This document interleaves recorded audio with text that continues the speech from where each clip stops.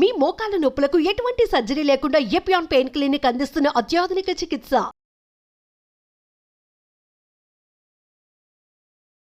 నమస్కారం అండి, నేను Srilatha, chief clinical dietitian, Medicover hospitals Madhapur.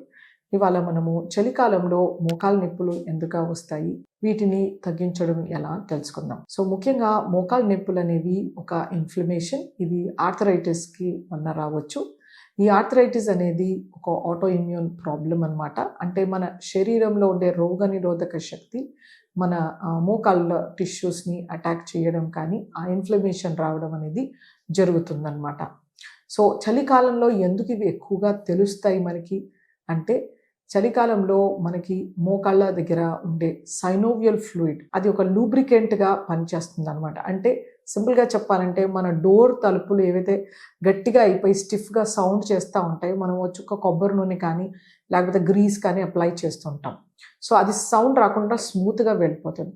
So అలాగే మన మోకాళ్ళలో కూడా సైనోవియల్ ఫ్లూయిడ్ ఉంటుంది. అది ఈజీ మూమెంట్కి లూబ్రికెంట్గా పనిచేస్తుంది. ఇది కాస్త థిక్గా అవుతుంది అనమాట చలికి. సో అలాంటప్పుడు మనకి ఈ నొప్పి అనేది తెలుస్తుంది.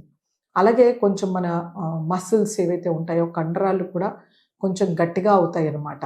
సో మన అట్మాస్ఫియర్లో ఎయిర్ ప్రెషర్ తగ్గడం వలన కూడా మనకి ఈ నర్వ్స్ ఇరిటేట్ అవ్వడము, తర్వాత సర్క్యులేషన్ కాస్త స్లో అవ్వడము, తర్వాత వీటితో మనకి పెయిన్స్ అండ్ స్టిఫెనింగ్ ఎక్కువగా కనబడుతుంది అనమాట. ఈ లో ప్రెషర్ ఒక కారణం ఉంటుంది. అలాగే సైనోవియల్ ఫ్లూయిడ్ థిక్నెస్ అనేది ఇంకొక కారణం అనమాట. అలాగే మనం కదలిక తగ్గించినప్పుడు మనకి సన్లైట్, వైటమిన్ డి తగ్గిపోవడం వలన మనకి ఇంకా నొప్పులు ఎక్కువగా తెలుస్తాయి అన్నమాట.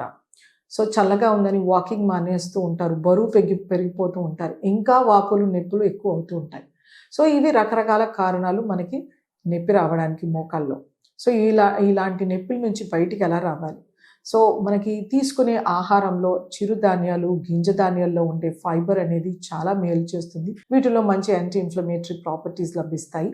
సో ఈ పీచు పదార్థం ఉండే గింజ ధాన్యాలు, చిరుధాన్యాల్ని మోతాదుగా మన ఆహారంలో చేర్చుకోవాలి. అలాగే ఫ్యాట్స్లో ఒమేగా 3 ఫ్యాటీ యాసిడ్స్ ఉన్న ఫిషెస్ని, సాకరల్, ట్యూనా, మ్యాకరన్, తర్వాత మన ట్యూనా కానీ, హెరింగ్ కానీ, ట్రోట్ ఇలాంటి ఫిషెస్ని ఆహారంలో చేర్చుకుంటూ ఉండాలి. తర్వాత కోడిగుడ్లు, ఇవి కూడా మనకి ఒమేగా 3 ఫ్యాటీ యాసిడ్స్ ఉంటాయి. అలాగే మనకి పాలకూరలు, శనగల్లో కూడా కొంతమేరకు ఒమేగా 3 ఫ్యాటీ యాసిడ్ లభిస్తుంది అనమాట. అలాగే మన ఎక్స్ట్రా వర్జిన్ ఆయిల్ కూడా మంచి యాంటీ ఇన్ఫ్లమేటరీ ప్రాపర్టీస్ ఉంటాయి. ఇందులో మోనోఅన్సాచురేటెడ్ ఫ్యాటీ యాసిడ్స్ ఉంటాయి. ఇది కూడా మనం ఆహారంలో చేర్చుకోవచ్చు. మనము నిత్యం తీసుకునే అల్లం, వెల్లుల్లి, పసుపు, వీటిలో కూడా మంచి యాంటీ ఇన్ఫ్లమేటరీ ప్రాపర్టీస్ ఉంటాయి. వీటిని మన ఆహారంలో చేర్చుకోవడం చాలా ఇంపార్టెంట్. వీటి వలన కూడా మనకి నొప్పులు తగ్గే ఛాన్స్ ఉంటుంది. అలాగే మన వైటమిన్ సి అనేది చాలా important.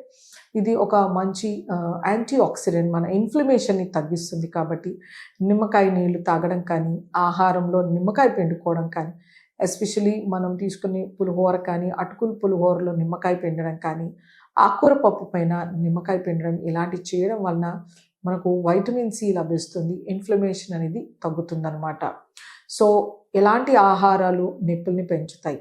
Sugars, unhealthy trans fatty acids, saturated fats, తర్వాత బయట దొరికే ప్రాసెస్ ఫుడ్స్తో నొప్పులు ఎక్కువగా ఉంటాయి అన్నమాట. సో బేకరీ ప్రోడక్ట్స్ని అవాయిడ్ చేయాల్సి ఉంటుంది. జ్యూసెస్, కేక్స్, పిజ్జా ఇలాంటివి కూడా అవాయిడ్ చేస్తూ హెల్దీగా నట్స్ అండ్ ఆయిల్స్, మొలకలు, గుగ్గిళ్ళు ఇలాంటివి తీసుకోవడం, ఆకుకూరలు, కూరగాయలు సరియైన మోతాదులో ఆహారంలో ఖచ్చితంగా ఉండేలాగా చూసుకుంటూ ఉండాలి.